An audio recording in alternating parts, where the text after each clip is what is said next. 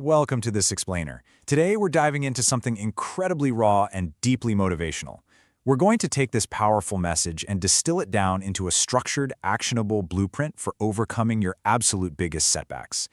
We've spent hours combing through this impassioned source material to build a 5-phase framework. And this framework, it maps out exactly how you can build unshakable resilience. So let's just jump right in. Okay, so let's hit this undeniable reality straight away. Look, no matter who you are, life is going to knock you down. You're going to get your butt kicked at some point, it's just a fact.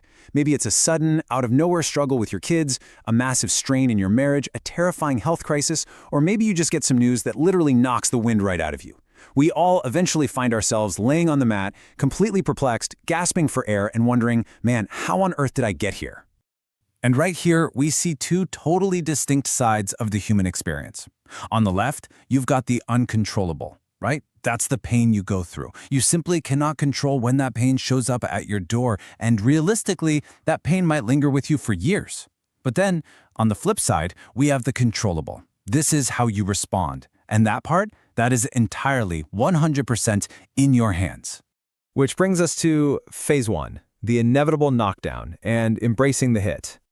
See, when you're down there gasping on the mat, you have to make a choice right then and there about what role this pain is going to play in your life. Are you going to let it make you bitter? Are you going to let it turn into this massive stumbling block that just traps you on the ground? Or are you going to choose to make it make you better, to literally use it as a stepping stone? As our sources constantly remind us, every single knockdown is a huge opportunity to grow your character. We might get knocked to the ground, sure, but we are absolutely not destroyed. Moving right along to phase 2, finding your deepest why, anchoring yourself. Now, we really need to look at your why. And I don't mean just as some catchy slogan or casual morning motivation. No, this is a critical survival tool for when you've been dropped to your knees. Your why literally has to be substantially greater than whatever knockdown you just took. Think of it as the bedrock foundation that keeps you firmly tethered to your future, especially when your present reality feels like it's completely falling apart. So, I want you to ask yourself right now, seriously, what is your why?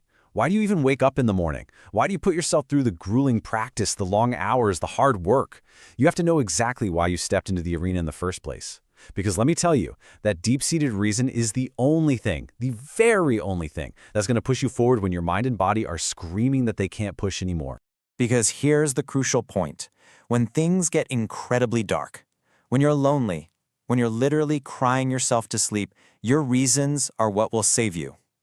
Whether you're doing it to make your parents proud, to build a safe house for your family, or to leave a lasting legacy for your kids, those reasons are going to whisper in your ear, get up, don't go back, your family needs you. All right, phase 3, the choice is yours, taking ultimate responsibility. Now, it is incredibly vital to acknowledge, first and foremost, that the initial blow, it's not your fault. The sudden job loss, the scary diagnosis, the betrayal, you had absolutely nothing to do with what just happened to you. And hey, it is entirely okay to feel upset or nervous or weak about it in that moment. You are not to blame for taking the hit. But here's the tough love we really have to confront from our sources today.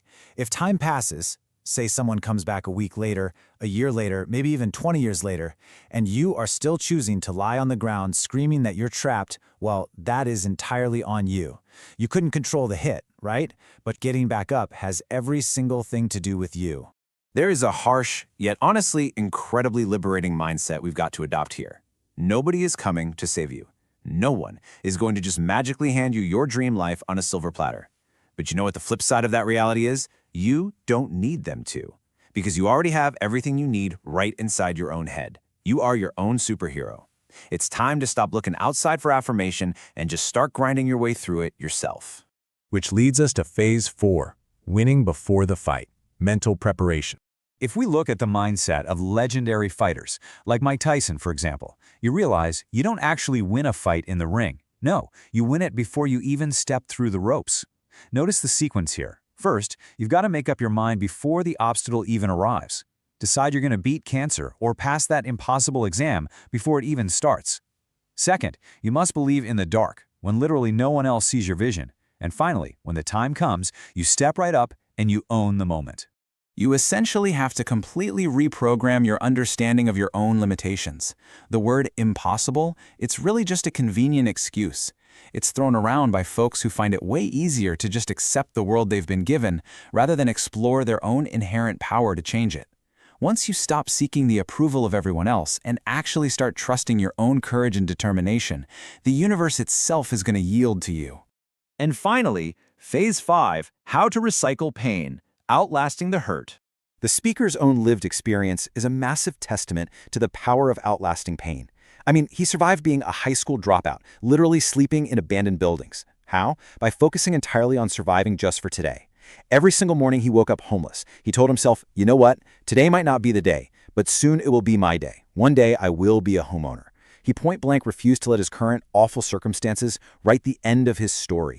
He shows us that when you're facing deep trials and tribulations, you always have a choice between two paths. You can either let the pain break you, or you can use it to completely redefine your future. You have to decide right now that you will not go down that way. You choose to fight back. You thrive in the disappointment. You thrive under the insane stress, and use all that pressure to catapult yourself forward. So the real key here is how you frame those daily setbacks. When you're facing constant rejection, or when people are laughing at you because maybe you lack formal credentials or a college degree, do not just stare at the storm cloud and say, I had a bad day. No, reframe it completely. Look at the building blocks sitting right in front of you and declare, I had a character-building day. Because true success absolutely requires facing defeat again and again and again. I'll leave you with this final, provocative thought to carry into your own battles. Every single time life blindsides you and knocks you flat on the ground, I want you to jump right back up and declare this: it's not over until I win. So ask yourself, the next time you find yourself gasping on the mat, are you going to stay down and let the world dictate your story? Or will you anchor into your deepest why, stand back up, and force the universe to yield to your resilience? The blueprint is right here. The choice is yours.